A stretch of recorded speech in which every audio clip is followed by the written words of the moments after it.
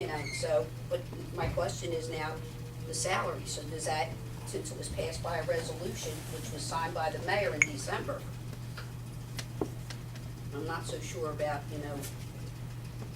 when we froze it, how, but I mean, the solicitor's not here, so I mean, I don't know how legal that was, but according to Borough Association, if it was signed and it was a legislative matter, they maybe should have been frozen, so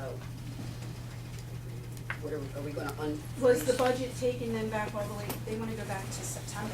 Was it taken all the way back to It September? wasn't taken, that would be a decision that, How far back did we? it was gonna start this year, because we finally got everybody, we got them in line. Yeah, I would suggest you The make crossing guard was yeah, another. I would suggest you make the minimum wage retroactive to 1/1 this year, and then if the percent increases were budgeted for 2012, I don't have a breakdown of the salaries, because I don't have it back on them. You increase that. I don't know if you have to rescind the initial freeze with another ordinance. I don't know, that's more of the legal question, but if the money's in there, yeah, then you can increase. I think the crossing guards were talking about getting their personal and vacation days back or something. No, it wasn't vacation, Or it was personal, sick time and personal days. And I'll explain that, Because I was trying to figure out, how do you get personal and sick days when you're a part-time employee? I was trying to figure that out.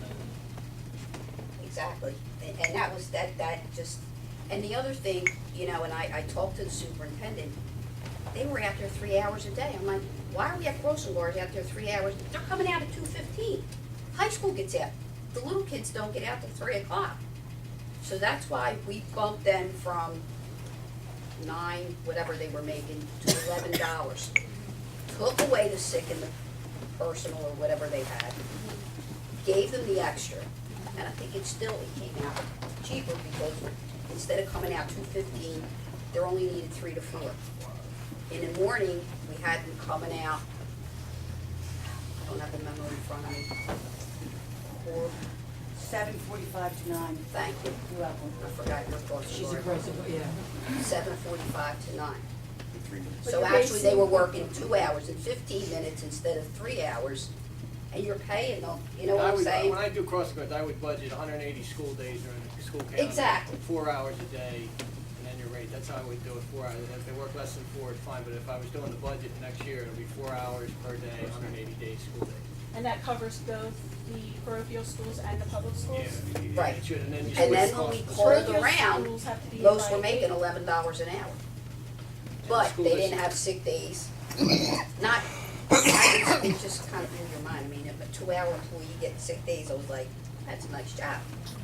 And the school- and then- But you shouldn't have personal aid. No. It's not only We shouldn't be- The only part-time workers that got, help me here, Linda, 3 sick days, 4 sick days, is Alicia and Laura. And the only reason they get 1 week's vacation, we gave them 4 sick maybe, and they get paid for 3 holidays. But they work 12 months, they're part-time 12-month employees. And the school district employees we pattern it to them, to their part-time, and they don't work the summer.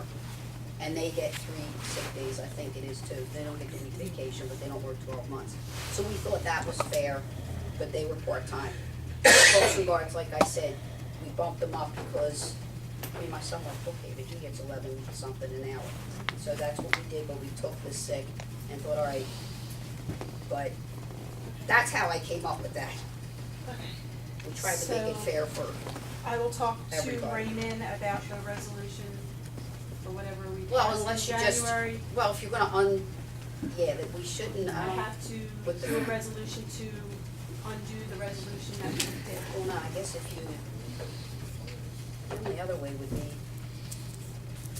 if it's unfrozen and they just get the retroactive to January, I mean, I think that would be fair. It's not that many, I think it's Sue Ann at the library clerks.